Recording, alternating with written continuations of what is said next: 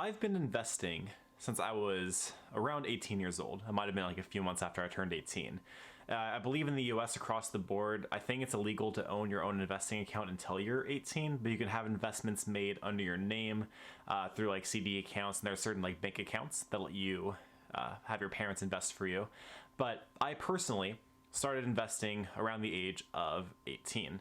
So let me demonstrate to you how much I love this topic. So you can see I have 1, 2, 3, 4, 5, 6, I think it's 8 books here. Anything from debt management to retirement planning, real estate investing, insurance, stock investing, home buying and selling, and personal finance. I've actually reread both of these books, and I'm considering rereading the real estate investing book, but I've read these books at least once through, and some of them twice through. I've also read The Millionaire Next Door, and I've also half reread it. I looked at some of the more important sections of it. And I've also read this twice, which is Get a Financial Life, which I actually made my girlfriend read this book because I think it's really important. And I take personal finance very seriously. So I want to talk about how and why I started investing so early in my life. Now, a lot of people, like the average person, probably doesn't start investing until around the age of 25, and that's generally after they've either gotten a 4-year college degree, become a journeyman in a trade area, or started making some more serious money within their career, which normally takes a few years to get into, or some higher education. Now, normally, what most people do is at around age 25, they opt to go into their 401k plan with their company. Now, this might be a little bit more US centric. I'm sorry in advance, but I'm assuming that other countries have different kinds of tax safe investment accounts. But a 401k is basically just money taken out of your paycheck that hasn't been taxed yet. Let's make it super basic, super simple, okay?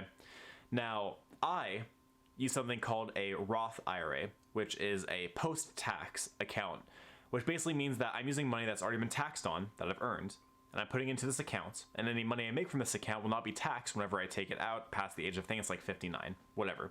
So whenever I was around 18, my adopted father basically, sat me down, he and I talked, and we agreed that I should open up an investment account.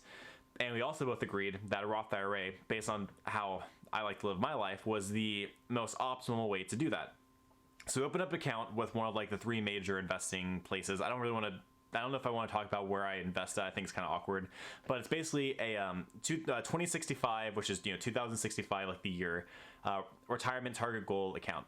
So the account is set up with a balance of 90% stocks and 10% bonds, and the idea is basically that money in that account is targeted to be starting to be taken out by 2065. So over time, it's kind of aiming between 7 to 15% interest, which I've been in the 15% region for a while now, but it doesn't really matter because I'm not collecting that money anytime soon. Anyway, so the how is my adopted father basically helped me set this account. Quite a lengthy process, a little bit complicated. Very thankful that he did that. And the reason why I got into it so early, there's actually 2 different reasons. The first one is anecdotal, the second one is analytical. The anecdotal one is that whenever I was born, my late great-grandmother actually got a CD for me, which is a CD is like it's a bank account, kind of bank account, I don't know. It's like a bank deposit kind of thing where you basically give the money and over time it grows, but it grows like a lot slower than other like investments basically.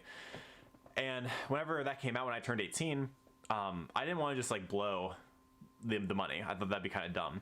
So I wanted to set up an investment account to have that money continue to gain interest over time in honor of her and also for my future, like way down the line. And then apparently I had another family member who ended up opening another investment for me, and I ended up cashing that out and putting that into my account as well. So I had some like starting capital. I had it was like a little bit close, it was kind of close to $2,000. I think it was like $1,600 to $1,900 overall between the two. And I started investing with that. And then I've kind of gone off and on. There was a 9-month period where I wasn't working, so I wasn't contributing to it. And I didn't contribute to it until I had gotten my job with the second movie theater. I started investing a little bit more, and then when I worked at the gym, I invested a little bit as well. And now I'm at the point where every month I'm investing $300. So every year is $3,000, which is half the max of the Roth IRA that you can contribute, which isn't a lot of money.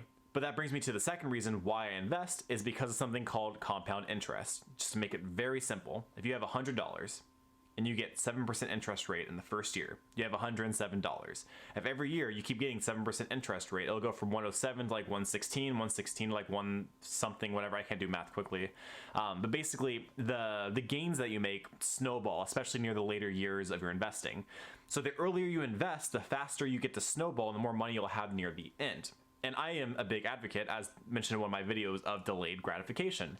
I think that putting money into an account now that I would probably end up spending on camera gear for fun anyway, is more important than if I try to play catch up at age 25 or 30 and trying to invest more heavily whenever I could have just done it a lot earlier and a lot easier. There's like this analogy that basically says if you don't start investing until you're 30, that you have to contribute like 1.5 times more than if you had started when you were 20, and so on and so forth. So I figure by investing early, I'm securing my future for better or worse. So that's that. And then I also have some books I want to be reading later on. I've actually owned this book for like 3 years, and I've been really meaning to read it, but it's a little bit dry. If I can show you a page, like it basically talks about different economic concepts. It's a little bit dry, but I think it's actually important to know. I do plan on reading Think and Grow Rich sometime this year, but I'm currently working on The 7 Habits of Highly Effective People. And then this monster of a book, I don't plan on reading all of this, but this is like the staple investing book. But there's a few sections in this book that are actually really important that I'll be reading, but definitely not the whole thing. So personal finance is really important to me. There will be more videos, hopefully that can focus more on kind of like a worldwide idea instead of just United States specific. I talk a lot about 401ks and Roth IRAs, and those aren't applicable everywhere that you live.